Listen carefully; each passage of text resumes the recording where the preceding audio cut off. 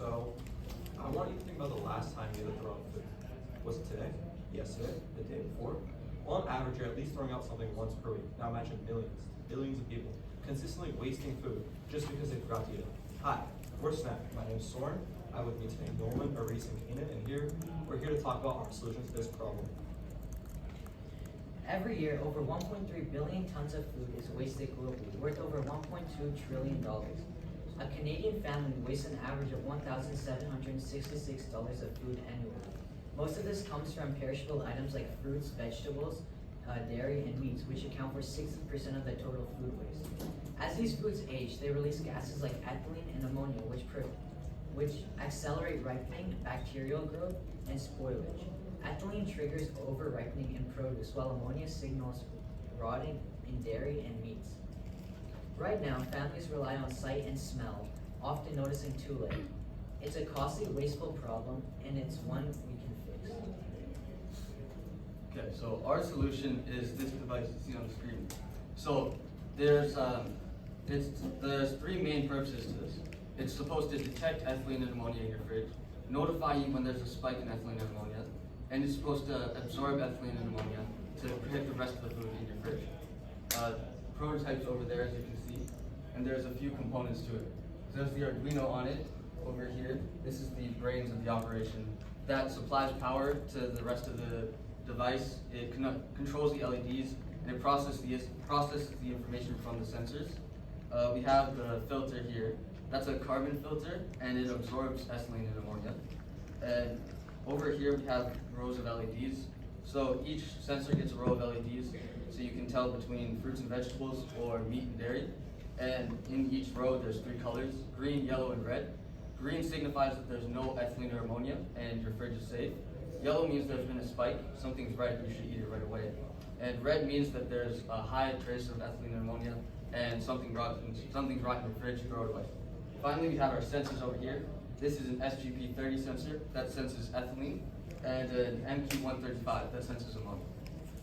So for the code, lines 1 to 3 initializes the libraries for each sensor. Lines 5 to 17 set the breadboard location for each sensor and LED light. Lines 18 to 25 set the gas thresholds for each sensor.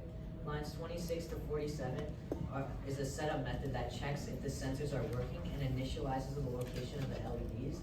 Lines 49 to 62 is a new loop method that displays the gas values that the sensors are reading. And from lines 68 to 100, the code is checking to see if the sensor hits the gas threshold and changes a given light. Okay, so what is our solution actually doing to the world? So obviously in the short run, for the average person, they're saving a lot of money by buying our product. If you actually use what you paid for, that obviously saves a lot of money. And with families spending about $1,700 each year on food waste, bring that down to a number closer to $500, even $250, is amazing for struggling families, allowing them much more financial flexibility as well. And for people who have this extra money, they can put it towards things like their child's education, heating, electricity, and more. And in the long run, 40 to 50% of all food waste actually comes from fruits and vegetables, along with 15 to 20% of all food waste coming from both dairy and meat products. So if we can get those numbers down a lot, millions of tons of food can be saved and not be wasted. And as we move towards a global scale, we believe our product can easily be implemented into new foreign countries just because of how easy and simple our design is. There's no instructions needed. You just put it in your house and the lights turn on telling you what you should do. It's a really simple system. And allowing foreign countries, especially developing ones, to easily implement our product and save a lot of money.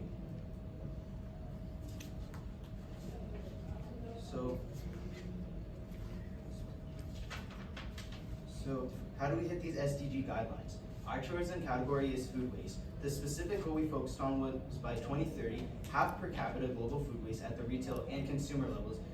Here's how we plan to do that. So like we already talked about, when food goes bad, it gives off ethylene and ammonia, which can cause the food around it to go bad. Essentially, if one thing rots, your whole fridge basically rots and gets tainted. So our solution absorbs the ethylene and ammonia that builds up in the fridge in order to protect the rest of your food. By doing this, we're preventing the premature ripening of our food, giving your produce a longer shelf life, and essentially reducing the amount of fresh produce that gets wasted each year. So we have created a smart, affordable, common household problem indicating food waste. Our device detects food spoilage and alerts users with simple LED indicators, helping them act before the food goes bad.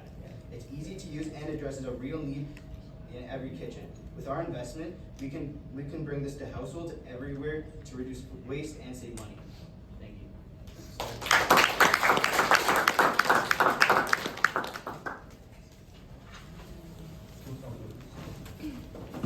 Are there any questions or?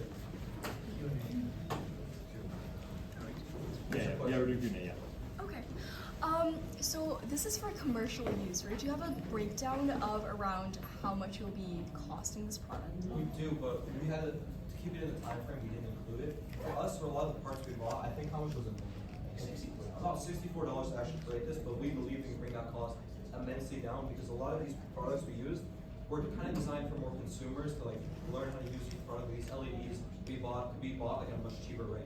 These boards, obviously, and as well the Arduino was probably the most expensive part. That was much more of a consumer product, and we believe we can get a much cheaper and smaller product in the future if we actually decide to make a bigger business. Any more? So this is designed for inside of a fridge, right? So in like a closed environment where those gases would build up. Have you thought about what you would do if you wanted to detect food spoilage outside of a fridge? I mean, there's nothing stopping it from working outside, but it just, because there's so much open space. Yeah, the makes it gases harder. will disperse a lot more. Yeah, just wondering.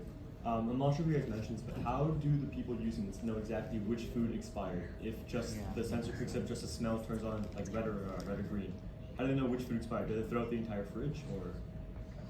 So, I mean, obviously, if you have food at home, can you obviously tell when it's run, right?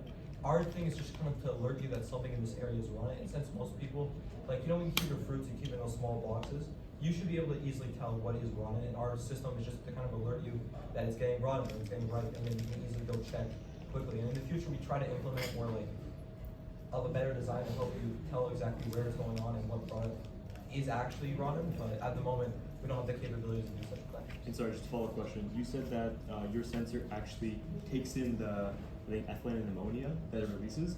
If it does take in all those toxins, doesn't that turn the sensor from red back to green over time? So isn't that eliminating the product, like the use of it, alerting the user?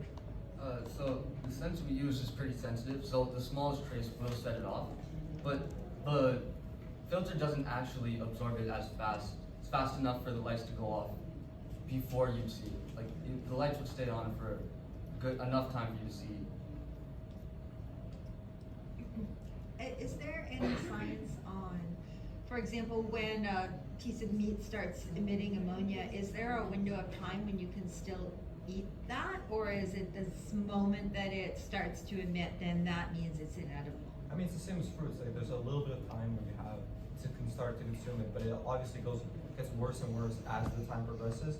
And it depends on the meat product and where you actually purchase it, because there's lower quality meats that you have that obviously don't last as long. Some have a lot of preservatives in them that might make them last longer, but they aren't as healthy for you. So all of those are different factors that we have to consider to give like a possible number on how often you have to eat something like that. But we can tell you that at this moment it's at a more of a ripe stage, or if it's more of a like a completely fine stage, or if it's just completely raw.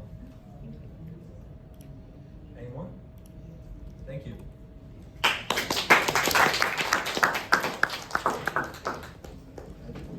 Thank you very much.